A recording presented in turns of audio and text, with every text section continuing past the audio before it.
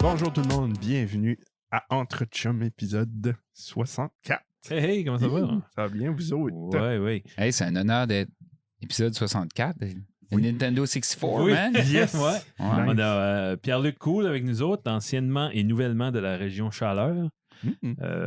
Pierre-Luc, un écrivain, un auteur, un chanteur, un métalleux, un père de famille. As-tu d'autres descriptifs qu'on peut te donner?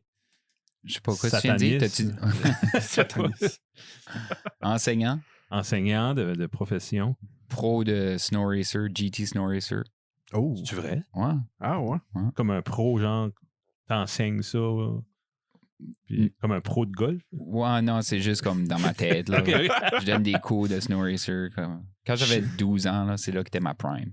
Je sais que dans Nice. les vidéos de Teint à mort, il y a tout un snow racer. Oui, c'est vrai. Ouais. Ça fait partie Ça du c'est lore. ça. Ah! Ouais. Comment ça va?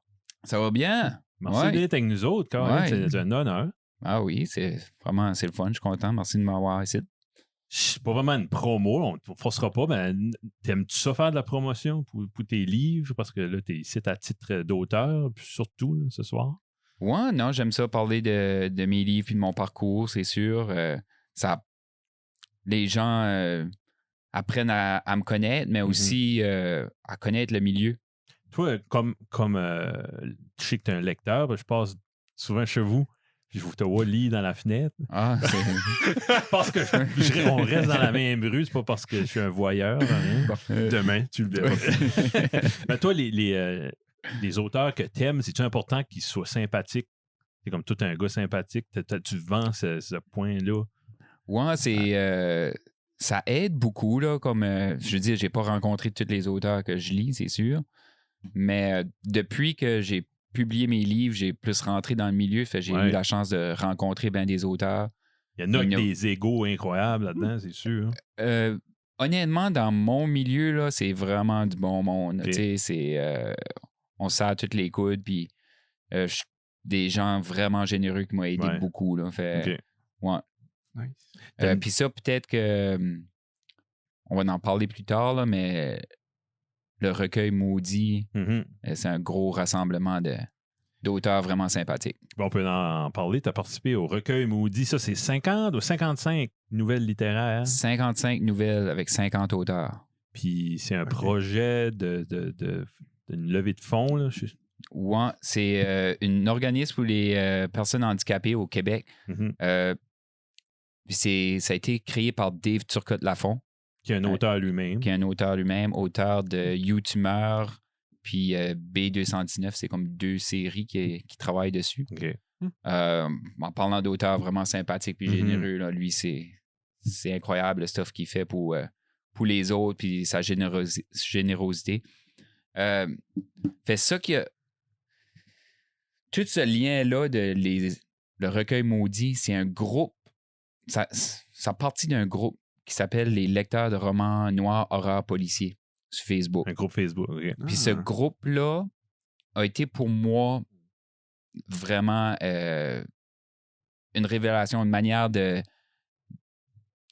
ouvrir un grand public, là, parce que c'est vraiment un gros rassemblement de lecteurs et d'auteurs sur le groupe qui est très actif, à la même place.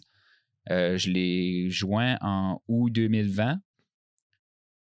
J'avais juste l'été des mouches à ce moment-là de publier. Puis après ça, là, ça fait, c'est ça, 1 an et quelques mois que je suis sur le groupe.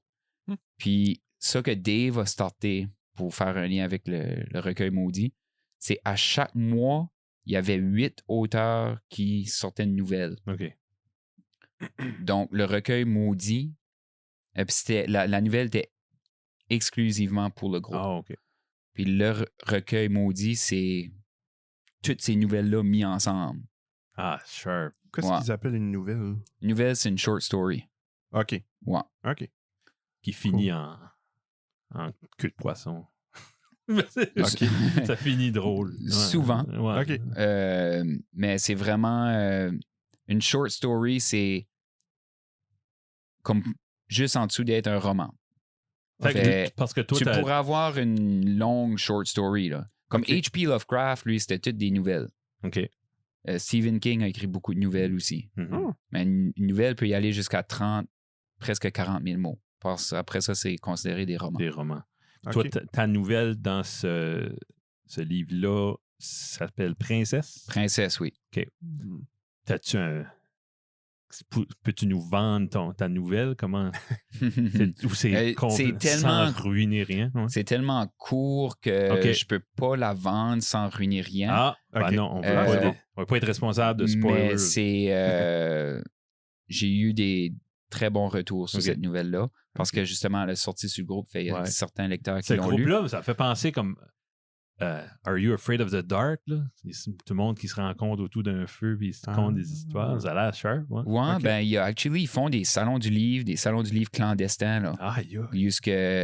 Nice. C'est une gang d'auteurs qui va là, les lecteurs vont. Puis j'ai été à Terrebonne cet été, justement.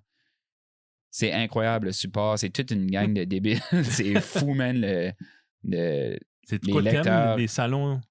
Ben, comme si tu vas au Salon du Livre Québec, Montréal, que c'est des différents types d'auteurs. Ça. J'ai été une fois à Québec, c'était pour l'été des mouches. C'était vraiment le fun. J'ai aimé mon expérience. C'est rien comparé au Salon du Livre qui est organisé par ce groupe-là. Non, parce que c'est ça, c'est ciblé vers l'horreur. C'est ciblé exactement à l'horreur. Parce que toi, je te verrais peut-être mieux dans une convention d'horreur ou peut-être si tu avais une table là, me semble. Plus que dans une place que tu es avec Marie Laberge puis d'autres auteurs. C'est ça, exactement. C'est là. pas ton public. Mais, tu sais, le Salon du Livre, il y a quand même, quand j'ai été à Québec, il y a un lecteur qui a passé avec son garçon. Il a pris l'été des mouches, il a gardé en arrière.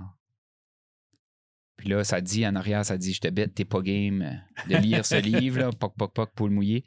Puis là, il a checké, puis il a dit, je te bête, je suis game. J'ai dit, all right. Il dit, tu sais, pour 20$, je vais-tu avoir une bonne ride? J'ai dit, je suis un peu biaisé, mais je pense que oui. Tu sais, c'est un livre qui choque, puis c'est très différent de quoi ce que tu as relu. Puis il l'a acheté. Ça, c'était comme ma première vente.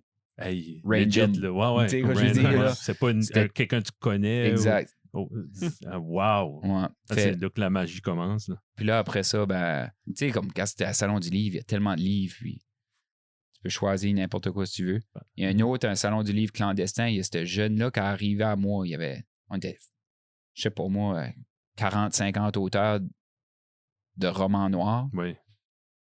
Il arrive à moi, la première table. Il dit, je vais prendre l'été des mouches. All right, merci. Je vais prendre l'ultime aussi. Parfait, merci. Je les dédicace. Il était là avec sa mère. Parce que je dis un jeune, mais... Pas assez jeune pour être avec sa mère. Non, tu sais, quand même comme 18, 19, 20 ans, là, whatever, comme dans cet âge-là, tu sais. Puis il était vraiment cool, là. Il était vraiment cute, le gars, là, il était comme cute... il bouillait là, d'excitation. De jeunesse, là, il était vraiment excité de me rencontrer. Puis nice. là, après ça, sa mère a dit, OK, on va-tu voir d'autres auteurs ou quelque chose? Il était comme, non, c'est correct, c'est beau. Ah, si, bon, j'ai vu qui je voulais. Il avait venu me voir, puis j'avais tellement trouvé ça comme touchant pareil. Mais je ça donne la piqûre, ça, là. Ouais, ben, tu sais, s'il y a plein d'autres auteurs qui vivent les mêmes expériences, à ce moment-là, moi, c'était. C'est touchant. C'était quelque chose. Nice. Ouais. Toi, là, tu te coûtes la provocation, c'est-tu quelque chose que tu veux? T'aimes-tu choquer? Ouais, j'aime être choqué. OK. Donc, je sais pas si j'essaye de choquer vraiment, mais j'aime pas me mettre des limites, malgré que j'en ai. OK. Il y a des moments donnés là, qu'au début, je pensais que je n'avais pas de limite. Je me disais, non, j'écris pour écrire, je me fais pas de limite. Okay. Puis là, après un bout, j'ai commencé à réaliser comme il y a des places que j'irai pas. Okay. Mais c'est plus comme de l'humour noir. Vraiment, c'est choqué, mais pas choqué pour choquer. C'est choqué pour réveiller ou pour faire rire. Un des deux. OK. Nice. Dans le fond, tu veux bugger la tête du monde pour les faire réagir. C'est ça. Ouais. Comme je veux que le monde... tu sais, on dénonce la nature noire humaine, vraiment. Ouais, c'est ça un peu. Ouais. Comme l'humour noir, comme... Avec l'ultime puis l'été des mouches, puis vous allez voir, c'est deux romans choquants, si on veut, à certains endroits, Surtout pour du monde qui n'est pas adepte de ce style-là. Oui. Mais c'est aussi humoristique. Fait il y a des fois que t'es choqué, d'autres fois tu veux pleurer, puis d'autres fois tu ris. Là. OK. Ah, wow. Ouais. T'es un bon vendeur. Comme un écrivain, d'après toi, par définition, ça doit-tu être un lecteur? Toi, t'as-tu lu toute ta vie ou ça a commencé jeune ou tard? J'ai toujours... Je pense qu'un écrivain doit aimer les livres. Puis, il faut que tu tombes en amour avec le livre. Il faut que tu tombes en amour avec la lecture. OK. Un va avec l'autre. Comme un musicien va écouter de la musique. Ouais. Un bon musicien doit être excité de découvrir de nouvelles choses, de nouvelles musiques. Après un bout, j'imagine que des écrivains, quand ils sont au top de leur art, c'est leur métier à temps plein, ils ont peut-être pas... S'ils ont le choix entre écrire puis lire, ils vont écrire. Tu sais quoi je veux dire? Parce que c'est là qu'est leur temps. Mais ils ont étudié la littérature. Ils ont lu des romans dans leur vie. Il y a un passage, il y a un apprentissage à faire avant. C'est ça. Moi, je suis en amour avec la lecture, mais j'ai eu plein d'autres passions, dont la musique.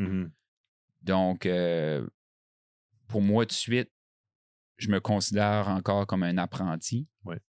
Puis, quand je lis des livres, j'essaie d'emprunter d'essayer d'analyser leur style ou leur façon d'utiliser tu sais, comme si je lis un roman puis les dialogues sont friggin' bons, qu'est-ce qui fait que ces dialogues-là sont bons? T'as un regard d'écrivain dans ta lecture. Nice. Lis-tu surtout horreur ou as-tu d'autres styles de romans que t'aimes? Si c'est des romans, c'est plus horreur. Oui. Après ça, j'ai lu d'autres livres aussi, plus à titre informatif. Là. Moi, un style de roman que t'aimes pas en tout. C'est weird à dire, mais je suis pas fort sur les romans policiers. OK. Puis souvent, les policiers sont en lien avec horreur. Là. Ouais. Mais même les films, je suis un gros fan de films d'horreur, puis les films policiers, ça vient pas trop me chercher. Sur le monde, des fois, j'ai déjà eu la question, qu'est-ce qui est le dernier type de roman que tu écrirais? Je pense que ce serait policier, parce que premièrement, c'est un style très complexe à écrire. Comme technique, là, puis très complexe, très technique. Il faut que tu penses à tout. Comment est-ce que tu vas faire grandir l'intrigue, mettre des indices, puis là, mais jamais te donner la réponse pour que tu apprends avec l'inspecteur à découvrir de où ce que les meurtres viennent de, whatever.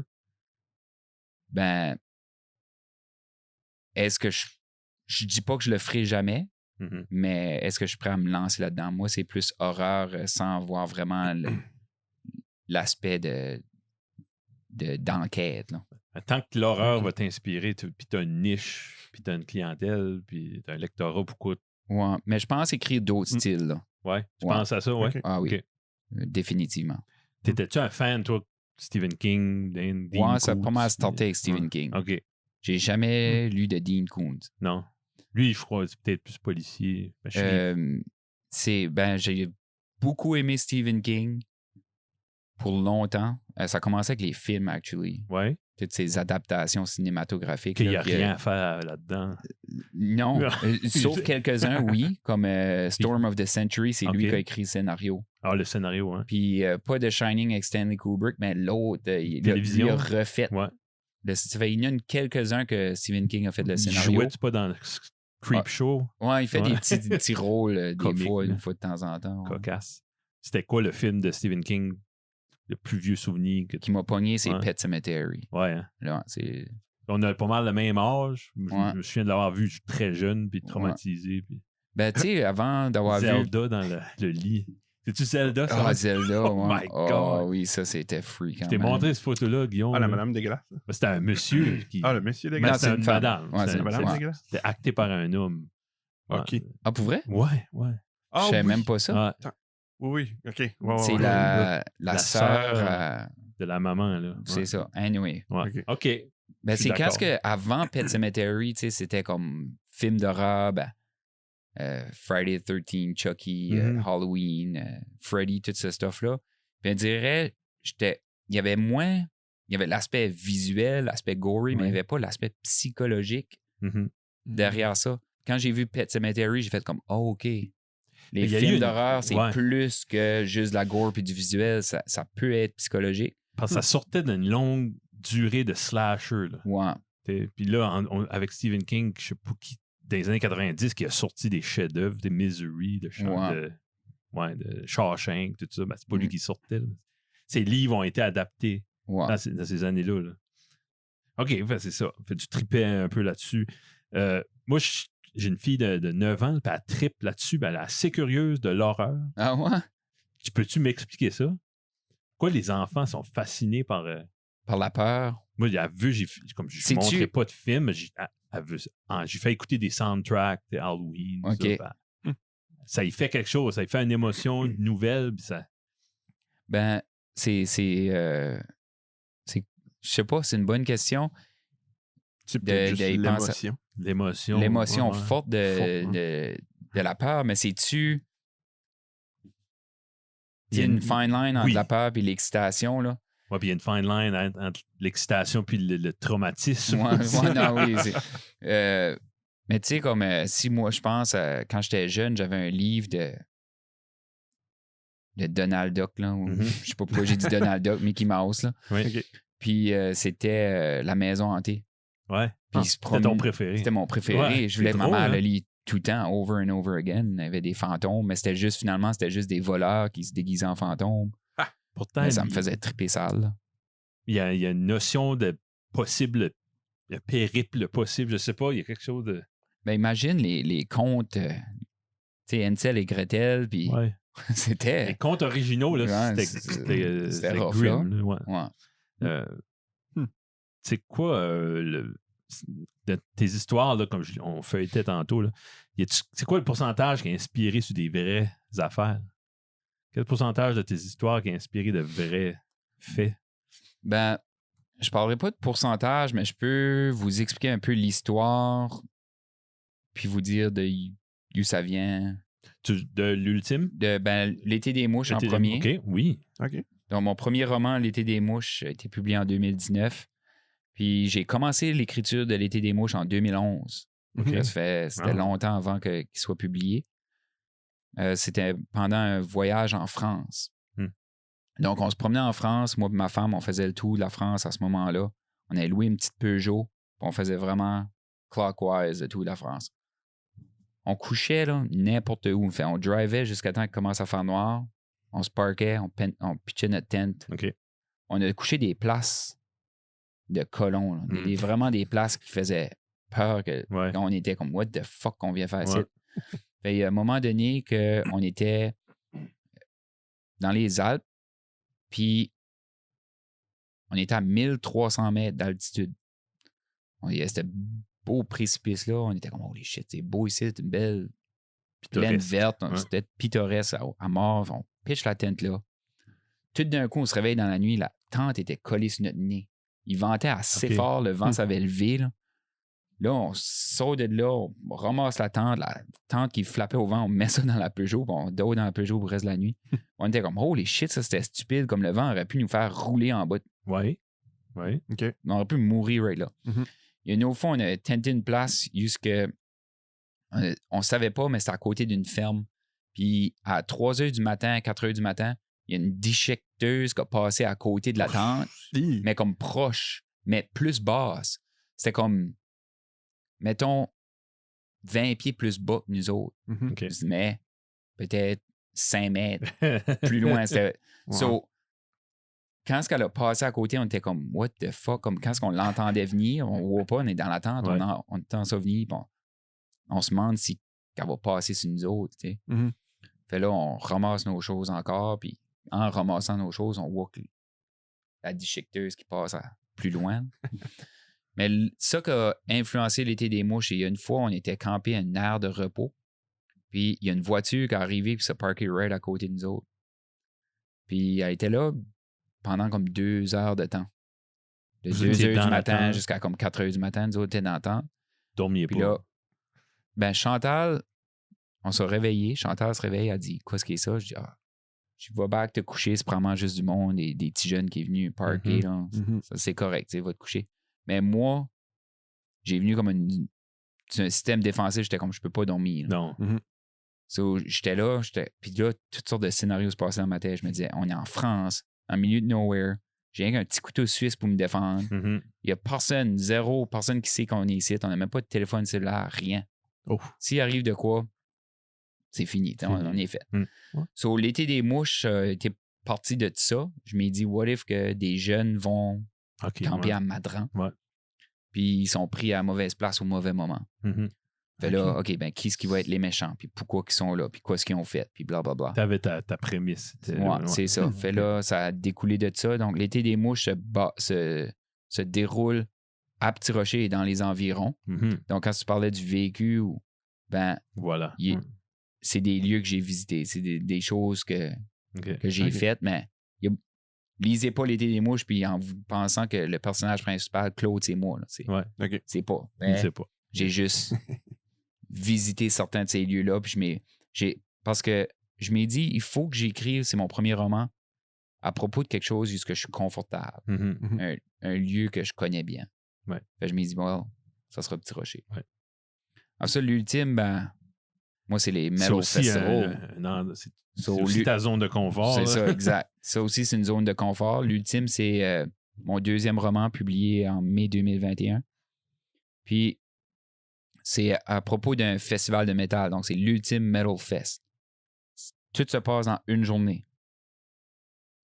Chaque groupe de musique qui joue au festival ont un chapitre qui leur est alloué. Puis, le titre du chapitre, c'est le titre d'une chanson de ce groupe-là. Et j'utilise le titre de la chanson pour faire avancer l'histoire. Donc, quand tu vois un festival de metal, l'énergie qu'il y a, là, l'extase d'un métalleux, c'est comme si il rentre sur le site, puis toute contrainte sociale s'enlève. C'est comme si c'est correct d'agir de certaines façons qu'il n'osera jamais agir en public à n'importe où d'autre dans sa vie, mais un festival de métal, c'est correct. Donc, j'ai pris un petit peu cette énergie-là, cette atmosphère-là, puis je l'ai exagérée x100. Donc, c'est ça qui est l'Ultime Metal Fest. Donc, quand tu parles de... Dans les premières pages, c'est ça. Dans les premières pages de l'Ultime, il y a le setlist, pas les setlists, mais toute la liste des groupes. C'est vraiment... j'ai créé le festival vraiment de A à Z. Ça, j'ai dessiné une map pour le festival pour situer les lecteurs. Ensuite de ça, j'ai fait un horaire, quel groupe qui joue à quelle heure. Donc là, si que Rob Zombie joue, par exemple, ben, tu sais quelle heure qui est dans... Tu sais où te situer dans... T'as pas eu peur d'aller encore plus niché en faisant un livre d'horreur de métal? C'est très niche. Mais je m'ai dit, quoi est-ce qui est le livre que moi je voudrais lire le plus au monde? C'est ce concept-là que j'ai venu avec. Faut-tu aimer le métal absolument pour aimer le livre? Je pense pas, non. Premièrement, c'est quand même frigué. Il y a beaucoup de choses qui se passent. C'est humoristique, ça dérange. Donc, je pense que n'importe qui aime la lecture peut apprécier le livre. Si tu aimes la lecture horreur, tu vas plus l'apprécier.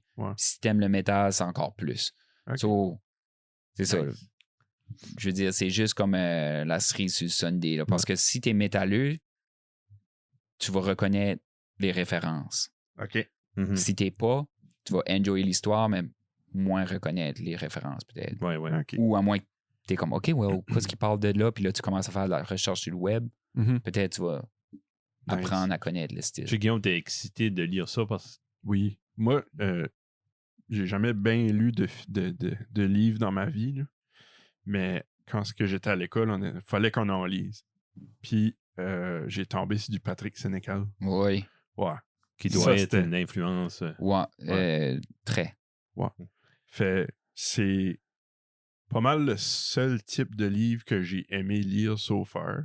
Puis quand tu as été à la cave, je pense que tu comptais que ta tante t'avait demandé si tu avais lu du Patrick Sénécal, parce que ça faisait beaucoup penser à ça. Ouais. Puis là, j'ai commencé à dire, oh, OK. Ouais. Puis il y a ça par ici, faudrait que je lis ça. Ah non, on est chanceux, Ouais. Ben, c'est ça, c'était L'été des mouches que ma tante avait lu. Oui. Puis elle avait justement, m'avait mentionné, t'as-tu déjà lu du Patrick Sénégal? À ce moment-là, j'étais comme non. Honnêtement, j'ai écrit L'été des mouches sans même l'avoir lu. Nice. Puis. Pas le même genre de tante que moi. Ouais. Mais après ça, j'étais comme. Je l'ai lu, puis j'étais comme. Holy shit, man, c'est malade. J'ai lu L.com puis Alice, je sais pas si t'as vu ça.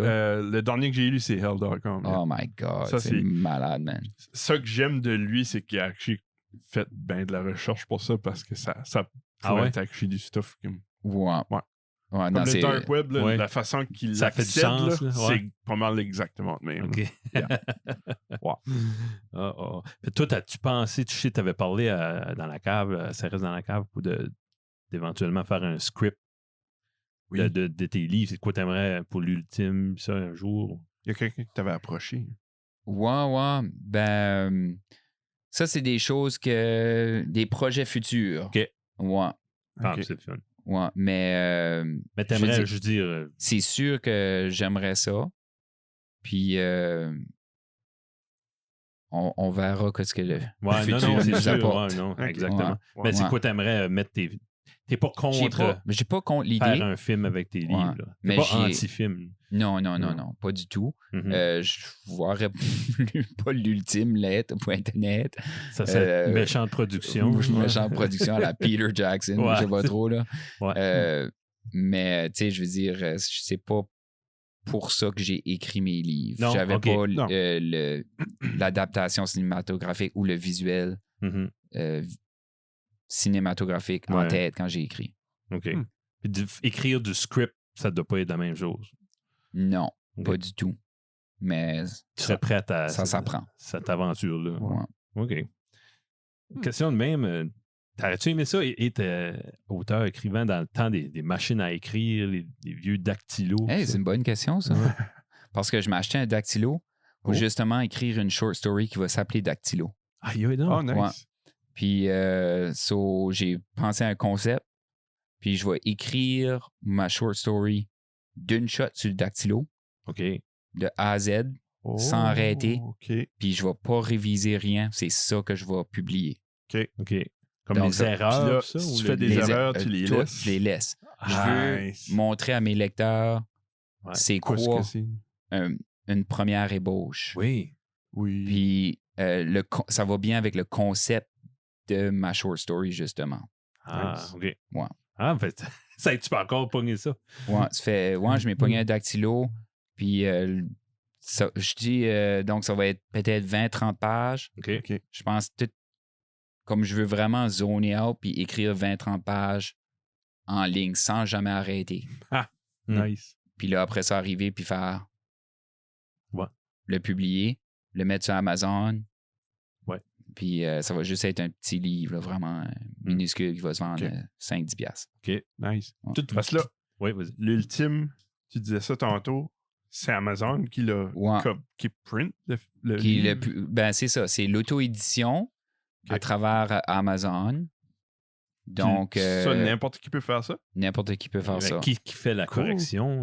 C'est tout, c'est ça. Toi qui t'en occupes? Ben, j'ai des correctrices et un correcteur qui révise mon texte. OK. Ouais. Amazon s'occupe juste de le printer. Moi, il faut que tu fais la mise en page. Moi, j'ai un graphiste qui a fait la page couverture. OK. John Richard de Moncton. Puis ensuite de ça... OK. Ouais, lui... c'est-tu le gars de F-Jet? Non. Oui, c'est ça. Oui, OK. C'est ça. OK. Exactement. Nice. Il a fait Casser t'en penses, là, leur logo. Puis les t-shirts. Votre t-shirt de teinte à mort. Ouais, t-shirt de teinte à mort aussi. Cool. Ouais. OK. C'est vraiment cher. Ouais, puis fait ça qu'arrive avec les maisons d'édition, il y a comme 3 différents types. Il y a édition traditionnelle, à compte d'auteur, puis auto-édition. Fait traditionnel, ça c'est comme à lire, courte échelle, ADA. C'est des grosses maisons d'édition. Puis ça qui arrive avec ces maisons d'édition-là, c'est eux autres qui prennent le risque. Mais ils vont travailler avec toi. Tu vas avoir un agent littéraire qui va t'aider à tout travailler ton livre. Puis OK. après ça, eux autres, ils vont garder tes droits d'auteur pour comme 10 ans. OK. Le livre leur appartient. Puis, mais tu reçois de l'argent. Ça dépend des maisons d'édition, mais d'habitude, ça tourne autour de 10% par livre vendu.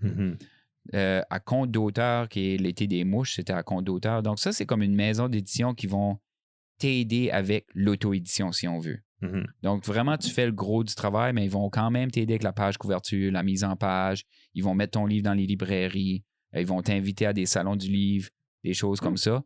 Mais à compte d'auteur, c'est parce que tu débourses de l'argent pour l'impression. Donc là, le risque est plus partagé. Les autres prennent un risque, puis l'auteur prend un risque. Le danger avec ça, c'est qu'il y a certaines maisons d'édition à compte d'auteur qui demandent trop d'argent. Puis les auteurs se font avoir. Les éditions de l'Apothéose, eux autres, c'est le meilleur prix. Là. C'est eux autres qui sont plus raisonnables avec ça. Moi, j'ai calculé que si je vendais une centaine de livres, j'allais back avoir mon argent. J'étais comme, OK, ben, j'ai pas mal de monde dans mon... Je suis chanceux, j'ai des grandes familles, en enseignement, j'ai enseigné dans différentes écoles. Fait, je me disais, je vais pouvoir vendre 100 livres. Fait, j'ai investi là-dedans. Puis comme de fait, j'ai dépassé ces ventes-là, puis ça, je regrette pas. Tandis que l'auto-édition, ben là, l'auteur porte plusieurs chapeaux, il faut qu'il s'occupe de tout. Mais les revenus sont meilleurs. En plus, sur Amazon, ton livre, il ne sera jamais en rupture de stock.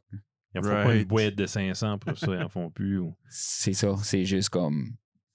Sur demande. Puis ça qui est le fun, c'est si tu trouves des fautes dans le livre, which que ça arrive qu'il y en a, là, tu peux envoyer, tu peux updater ton manuscrit sur Amazon. Puis là, c'est comme poup! Hey, OK. Fait là, si que le monde qui le commande après, ben, les corrections sont faites. Fait, tu penserais tes prochaines, comme ta nouvelle, ton dactylo, tout ça, tu vas le faire sur Amazon? Je suis maintenant un auteur auto-édité. OK. Ça que j'aime, c'est que premièrement, tu n'as pas besoin de débourser d'argent. So, si tu veux sortir 3 projets dans l'année, ben ça va pas trop te coûter cher. Puis deuxièmement, tu n'as pas besoin d'attendre de timetable ou rien. Comme maison d'édition traditionnelle, vont dire OK, ben on va attendre en avril ou on va attendre en octobre.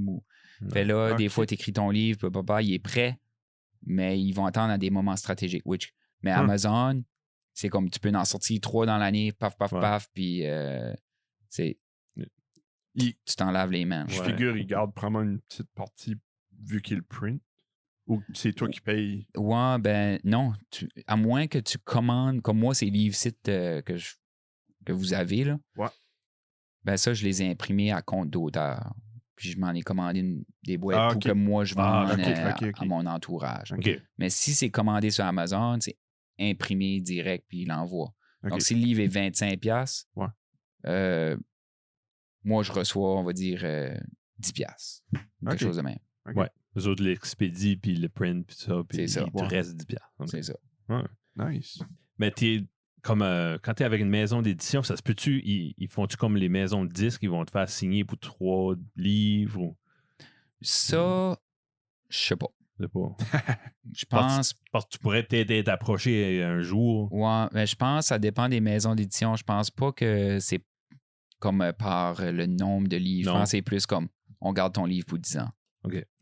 Mais après ça, souvent, les auteurs qui sont signés avec une maison d'édition, ils vont continuer à sortir des livres avec cette maison d'édition-là. Puis, c'est quoi ton opinion des e-books? Ben, si que le monde aime ça, go for it, pour sûr. Moi, L'été des mouches, je l'ai sorti juste broché au début, puis après ça, après 1 an, je l'ai sorti en e-book. L'ultime n'est pas encore disponible en e-book. J'aime le faire comme séparé. J'aime que mes lecteurs vont... deuxième release, genre. Moi, mes dédicaces sont uniques. Oui, absolument. Puis, il y a beaucoup de monde qui me contacte pour les dédicaces. C'est ça qui est mon gagne-pain, vraiment. Ça, c'est les livres que j'ai à la maison. Pas e-book. Sorry, je peux pas les signer. Non, c'est ça. Non, mais il y a de quoi de magique à avoir un disque signé ou un livre signé. Un e-book avec une dédicace NFT. Patent ça. Dans le futur. Check-moi bien ça arriver dans le futur. Un patent là-dessus. Ouais, je suis sûr qu'il y a check manier, ouais, c'est vrai. Ouais. Une petite vidéo. Ouais, amenez-moi vos tablettes, je les signerai avec un Sharpie. C'est ça. Le Sharpie, oui. On peut en conclure que toi, tu vivrais de ça, là. Tu serais d'accord? Oui. Tu sais, comme je suis enseignant, fait... Cette année, c'est comme un petit moment de transition, là, justement, à cause que j'ai déménagé de Moncton à Petit-Rocher. Un contrat d'enseignant ne se transfère pas d'un district à l'autre. Fait là, je suis comme en 2 contrats. Fait je prends l'année pour...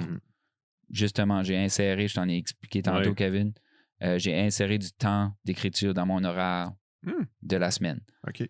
Mon but, c'est de... Mettons que l'enseignement est A de suite, puis l'écriture est B. J'aimerais que ça flippe. OK. Ouais. Jamais lâcher l'enseignement complètement. Tout le temps avoir soit un contrat à temps partiel ou de la suppléance.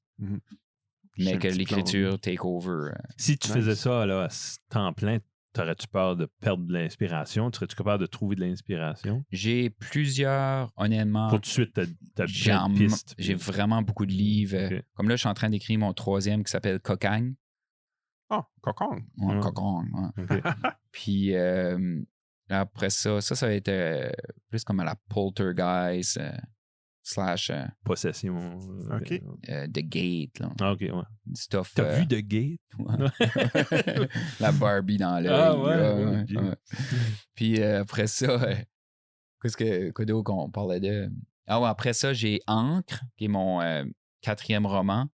Ce roman-là va se passer, je le pense, dans les années 60. J'aimerais comme l'âge que nos parents étaient jeunes. Ouais.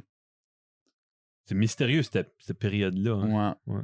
Puis après ça, je veux faire l'automne, l'hiver et le printemps des mouches. Ah, right. Ouais. OK. Fait l'automne serait une suite, mais par rapport à l'auteur. Donc, c'est les répercussions que l'auteur a eues après avoir publié le livre. Comme toi ou... Moi. OK. Pierre-Luc Cour. Okay. C'est lui qui serait le personnage principal. OK. Tout en restant dans le fictif. Ouais. OK. Ouais. Hey, tu parles des concepts. Hein? J'aime ça. Après ça, l'hiver, ça serait la suite directe du livre. OK. Des personnages sont un peu plus vieux. De l'été. Ouais.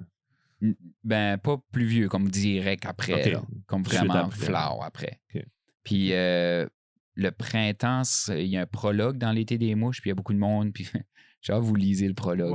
Ouais. Il y a beaucoup de monde qui me demande à propos de ce personnage-là, du prologue, justement, puis ils aimeraient en connaître plus. Ouais. Fait ça, c'est le printemps, ça va être l'histoire de ce personnage-là. OK. Ça, c'est... Prologue, c'est ça que Jeff n'a pas pu lire. Ça? Jeff, il y a 2 bouts qu'il n'a pas pu lire. Okay. Ben, Fred, il a demandé de lire 2 bouts, puis les 2 bouts, Jeff n'a pas pu les lire. Okay. Ah, ben, il a fait exprès. Là. C'est le prologue, puis un autre bout. Passage. Un autre passage. T'es-tu capable d'écrire comme à la table de la cuisine à la maison avec les enfants? Pis ça? Non, ça te prend un moment. Ouais, t'as une salle. Ouais, non, il faut que ça soit le soir ou que je sois seul à la maison, whatever. Je peux pas juste... Je peux lire avec les enfants qui courent. Oui, OK. Mais je peux pas juste écrire. Je pourrais peut-être comme travailler sur un plan d'histoire. Ou écrire des idées ou faire une description d'un personnage, quelque chose de même. Mais... Tu devrais faire dactylo avec enfant. C'est ça. Tout d'un coup, la feuille saute du dactylo, il y a des grosses barres noires dessus. T'écoutes-tu de la musique quand t'écris? Oui. Oui, OK. Ah oui. Ah ouais. Musique classique? OK. Ben non, mais de la musique atmosphérique beaucoup. Ah, pour vrai? OK, sérieux. Okay. Comme je sais pas si vous connaissez Zom de Moncton. Non. Zom, c'est du Doom Mantra. Oui. Ils sont juste 2. Le bassiste puis le drummer. OK. Puis le bassiste a comme 800 000 pédales puis le stuff qui saute de là. Oh boy. C'est incroyable. C'est vraiment... C'est des... si tu te promènes en chameau dans le désert du Sahara, c'est à peu près ce feel-là. C'est comme drone un peu? Ou... Ouais. OK. Ouais, très bon. Avec un vocaliste. Là. Z-O-M? Z-A-U-M. Ça, c'est le langage de la nature. OK. C'est ça. OK. OK. Ouais. C'est Puis du typo negative aussi. Oui, ça, on connaît ça. Ouais. Du black metal, c'est beaucoup atmosphérique. N'importe quoi ce qui vient me chercher des émotions du bas fond. Là, mais aussi comme de la musique française, parce que des fois, ça m'inspire pour la beauté des mots. Comme du Jacques Brel. OK. J'essaie du Georges Brassens, mais c'est trop happy. Ouais, trop cocasse. Ouais. Brel, c'est pas mal intense. Ouais. OK, comme t'écrirais-tu en anglais? Moi, j'ai commencé, j'écrivais beaucoup de poésie anglaise avant. J'écrivais des poèmes. Puis quand j'écrivais des poèmes joyeux, c'était français. Puis quand j'écrivais des poèmes dark, c'était anglais. OK. Mais je pense que c'était un peu en lien à cause de la musique que j'écoutais. Puisque j'écoutais la musique anglaise. Dark. Par défaut. C'était comme influencé de Marilyn Manson, stuff de même, tu sais quoi je dis. Ouais. Mais là, depuis 2011, quand j'ai fait tout la France, justement, j'ai comme retombé avec l'amour de la langue française. Tu sais, on est tellement influencé, ici en Acadie, tellement influencé par la culture Hollywood puis américaine que on n'est pas beaucoup exposé. Mais là, de plus en plus, tu sais, il y a quand même une belle culture acadienne puis québécoise que je pense qu'il nous accroche puis qu'on va chercher. Je pense que c'est plus disponible, mais dans cette télévision, whatever, c'est ça qui nous était feedé, là. Fait que quand j'ai été en 2011, j'ai comme retombé en amour avec la langue. Faster, c'est comme je lis juste en français puis j'écris juste en français. Nice. C'est nos ancêtres. T'as vécu tes racines, tes sources. C'est comme quand t'as été en France. Ouais. Tu sais, il y a 50 millions de Français, peut-être plus. Puis nous autres, on n'est rien là-dedans. On est 50, 60, 100 000. Mais c'est une culture pas reniée. Je sais pas pourquoi les jeunes s'entêtent à bouder la musique française. Je pense, je sais pas, c'est une bonne... Je pense pas que c'est boudé vraiment. Je pense que c'est juste pas cool. OK. Mais de plus en plus, il y a du stuff cool qui sort. Ouais. C'est ce que je dis. Moi, c'est mon opinion, mais je pense qu'il y a plus de culture au Québec et en Acadie que dans tout le Canada anglais. Je peux me faire tirer pour ça, mais c'est mon opinion. Ouais. Quand on entend parler, oui. Je pense que c'est ça qu'on recherche. Ça va tout ender. Tu sais, comme moi, le metal, là, c'est le metal québécois qui prend de l'ampleur incroyable. Il y en a d'autres, là, au BC. C'est sûr. Mais c'est nos voisins. C'est nos voisins. Quand il y a des bands qui viennent dans les bars de Moncton, c'est souvent des bands québécoises. C'est ça. Mais en même temps, friggin'. OK, je retire mes mots. Le metal québécois est reconnu mondialement, selon moi. Là. Quo Vadis. Ouais. Ça y va par là. Ouais. Cool. As-tu d'autres questions concernant la lecture? Le roman? J'en avais une. Je t'en avais. D'après toi, ou peut-être que tu le sais, qu'est-ce qui est la place le plus loin qu'un de tes romans s'est rendu? Comme sur la Terre. Je sais qu'il a été au Mexique. Oui, il a été au Mexique. Il a été plus loin? Physiquement, il a été en Europe. Ouais. Mais il y a certains lecteurs européens qui l'ont. Qui l'ont, là. Ça a du sens. C'est imprimé là, avec Amazon. Mais il y a un moment donné, check gars qui m'a envoyé un message. Puis j'étais comme... Je check de son profil, puis il venait du Madagascar. Oh, jeez. Pourquoi pas? J'étais comme, holy shit. La francophonie, j'étais comme, que t'as entendu parler de moi, puis ça, c'était avec le groupe, justement. OK. Je suis pas sûr s'il y a mes livres, il a jamais fait de retour ou whatever, mais je sais que j'ai été en contact avec lui. So. OK. C'est une belle chose, ça, ce groupe-là. Cool. Il y a un groupe de musique de disques vinyle qu'on est dessus, là. Comment passionné. C'est le Québec, là? Québec, t'es-tu je suis là-dessus, moi. Il y en a là-dedans qui sont... je pense comme Alicia Deschaines. C'est une artiste, elle a décidé, si je ferais un vinyle, si je faisais un vinyle, l'achèteriez-vous? Là, il y a eu un build-up, puis elle a fini par le faire. On a fait un deuxième, juste par la communauté. Ouais. Tu sais. Ah oui, Poussu. Ça, c'est un beau groupe aussi. Ouais. J'ai 3 groupes. Lui, il y a le vinyle, puis groupe de films d'horreur là, aussi. Over Everything? Non, pas non, lui. je ne m'en rappelle plus du nom. OK. Over Everything, je trouve, c'est le monde le plus gentil. Ouais, c'est assez positif. Soit que les modérateurs font un job de fou à déliter les trolls ou c'est juste du monde heureux. Le groupe de romans, là, c'est ça que c'est. Ça décolle avec les admins, là. Ils font un job de malade pour vraiment filtrer tout, man. Tout. C'est fou.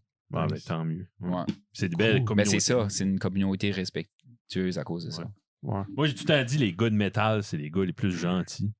Ouais, c'est parce qu'on saute tout ça en musique. C'est aussi simple que ça.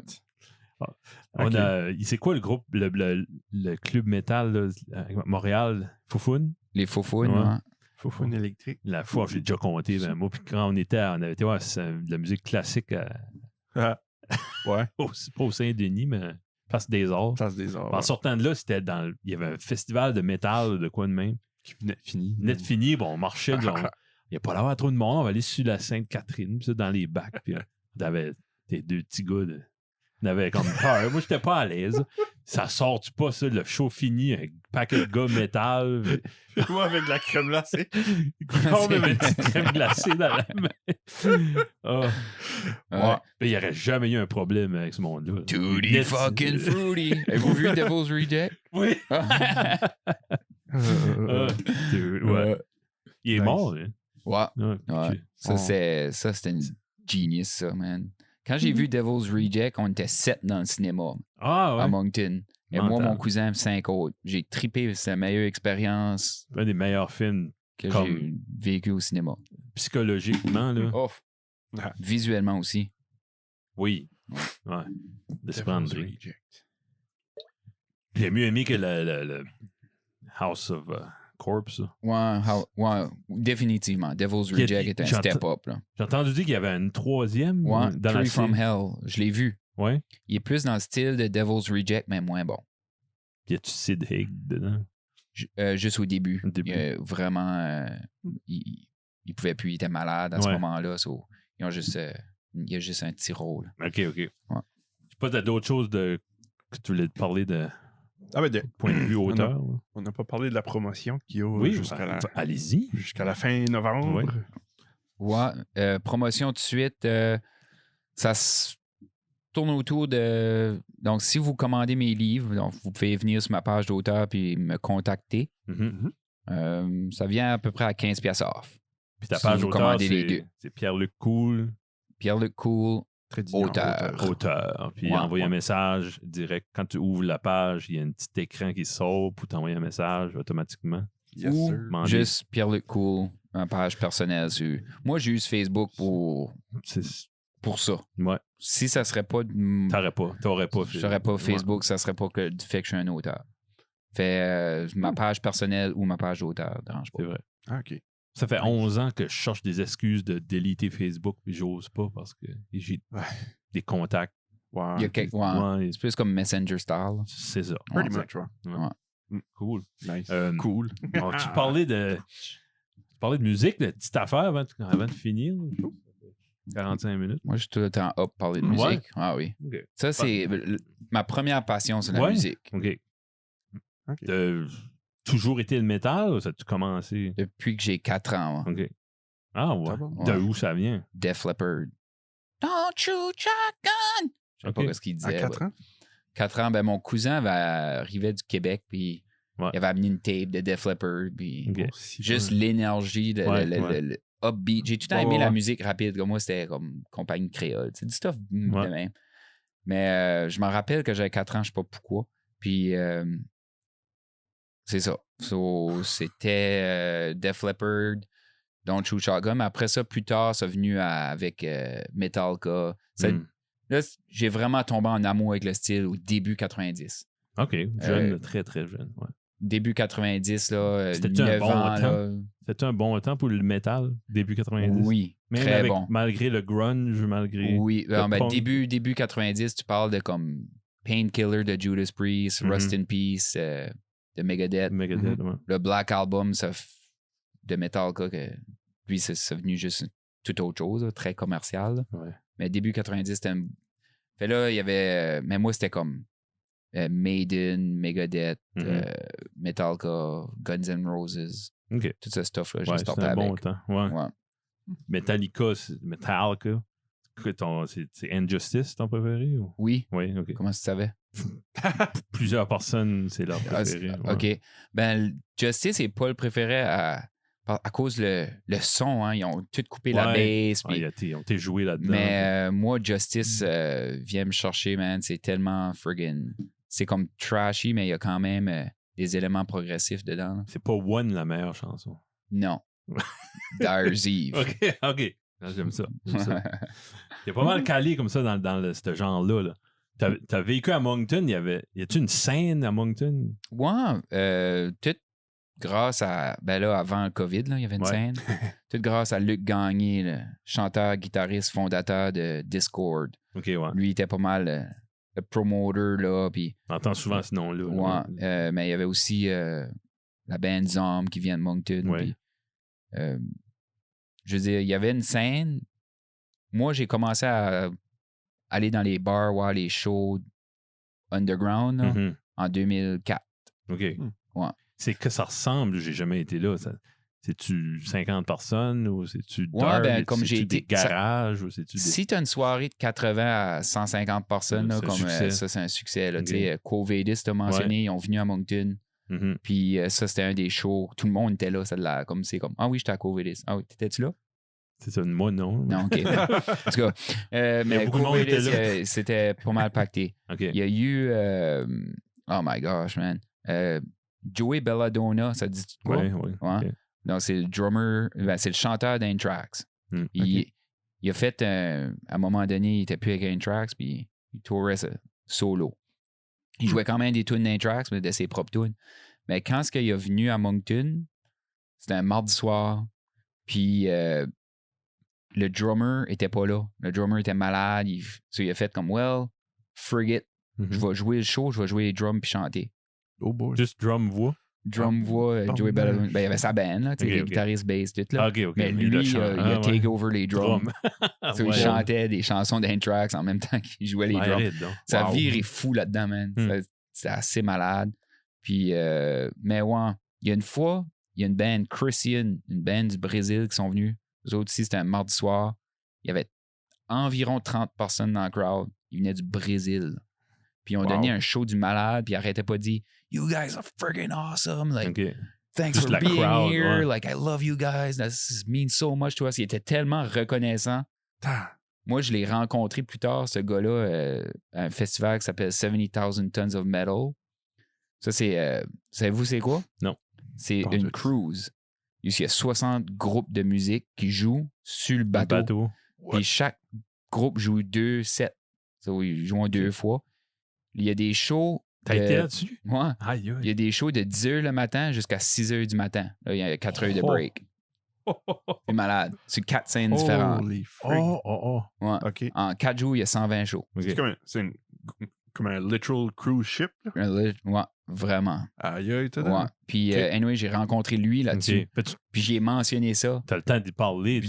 C'est ça. Puis, vraiment. Il se rappelait de cool, Moncton? Ben, pas qu'il se rappelait de Moncton, mais il était comme, tu sais, hey, merci de me conter cette histoire-là. Je suis content, tu sais, j'apprécie ça, blablabla. Nice. Ouais.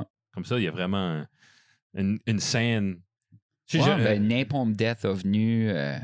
Cryptopsy, Cryptopsy, The Black Dahlia Murder. Il y a eu beaucoup de groupes québécoises, mais États-Unis, l'Europe aussi.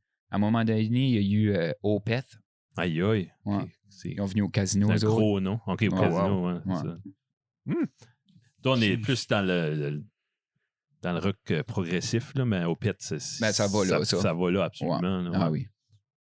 Même Covidis, moi, j'ai plein d'éléments progressifs. Ah oui. C'est peut-être ça, c'est-tu du progressive metal, prog metal? Ouais, prog death. OK, ouais. Technical death. Ouais. Puis je feuilletais ton livre, il y avait comme Electric Wizard, comme plus stoner. Ouais.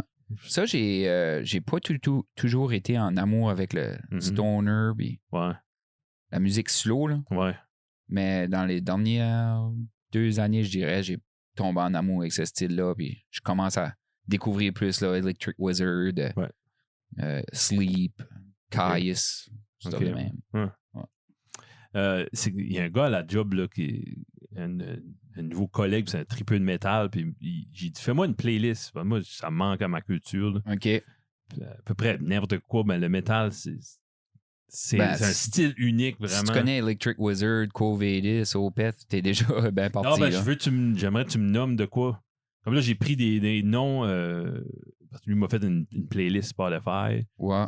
Puis je suis en train de me familiariser avec ça. Il y a comme Devourment. Connais-tu ça? Ouais. J'ai vu les noms. C'est du death metal. Ouais. Lui, je pense que c'est dans le Doom aussi, Doom metal. OK.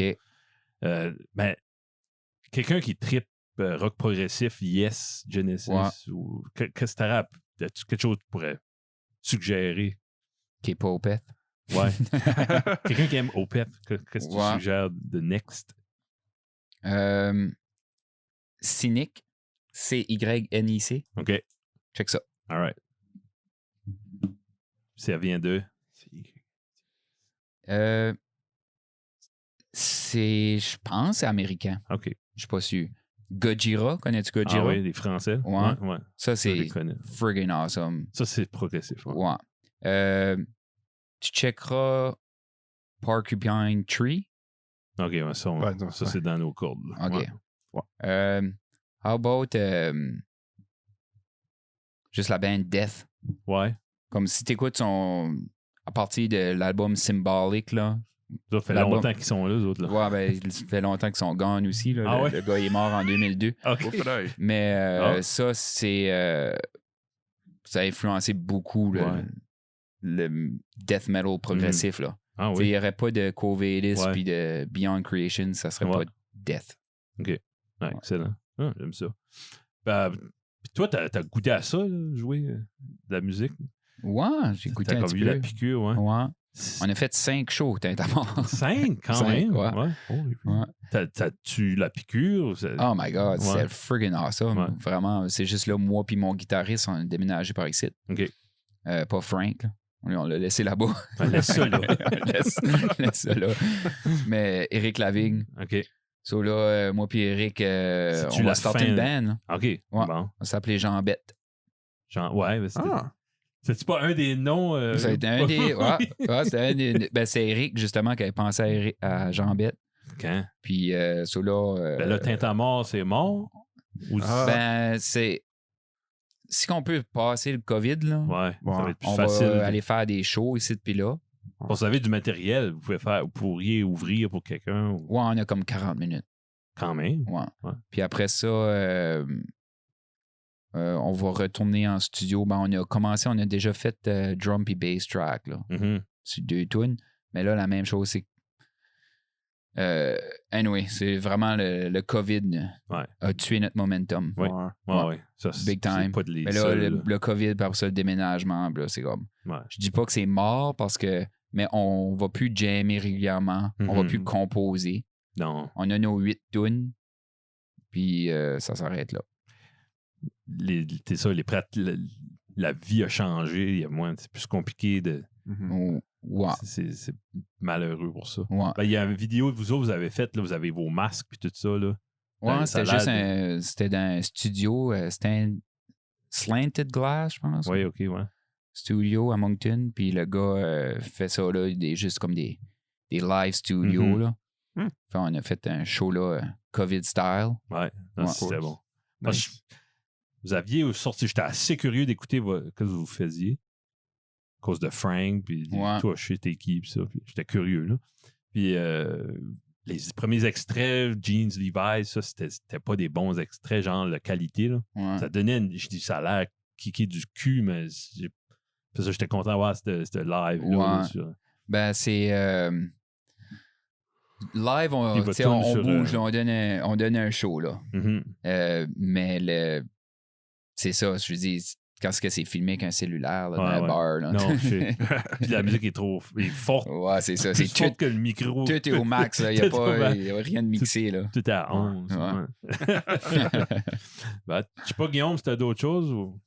Non. On peut répéter la promo. Donc, on va sortir ça avant pour que ça soit demain. Pour le monde profite. Ouais. Profiter en grand nombre de la promo. Contactez Pierre-Luc sur sa page Facebook.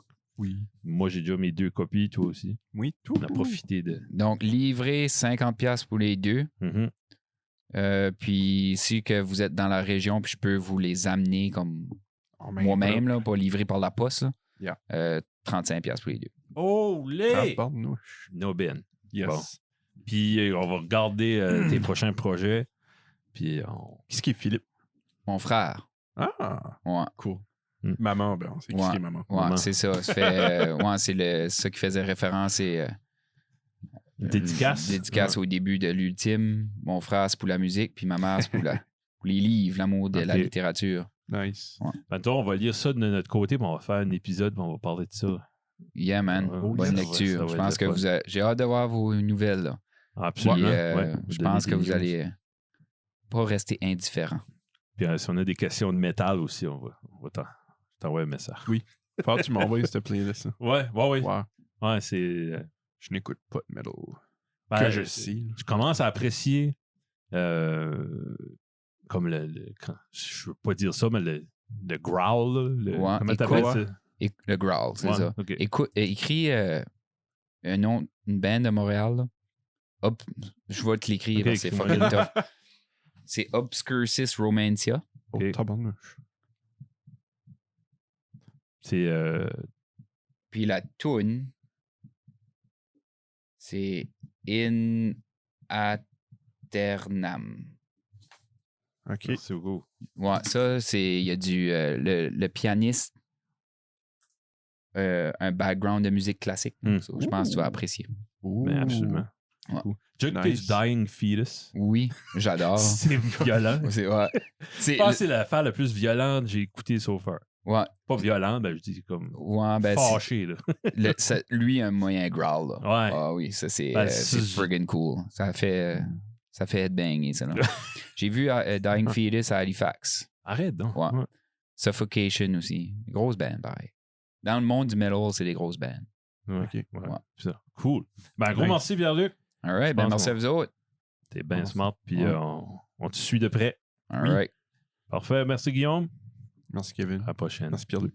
Salut, là. Salut. Bye.